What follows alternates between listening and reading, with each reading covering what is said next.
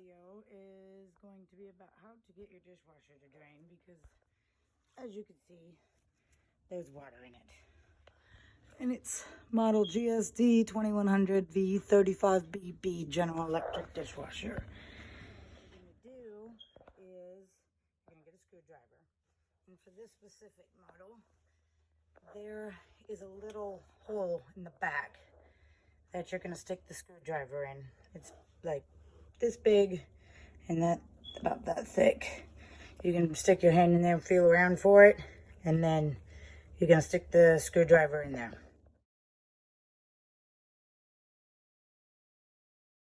As you can see, I got it out. Be careful not to snap it, because you see those two little holes? That's what I was talking about. You can't put too much force into it or it'll break. Next thing you're going to do is take a 6.5mm socket. You see that screw down there?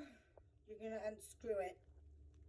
What you're going to do next is you're basically going to just wiggle it until it comes off. And we got it out. Next, you're going to check the filter in here, get anything that's in there out, and then put it back together. That off. You see these two little screws in there? I know it's kind of hard to see, but that one right there, that one right there. You're going to do the same exact thing, take them off, and we'll be right back. Now we've got the screws off, and this is just going to come out. And it's all dirty. So you're going to clean that up. One of the last things you're going to do is there's a screen down here. You're going to want to pull that out right there.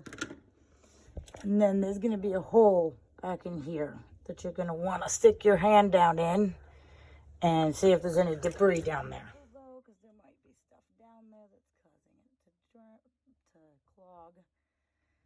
So you're going to reach around in there basically. We got a piece of plastic.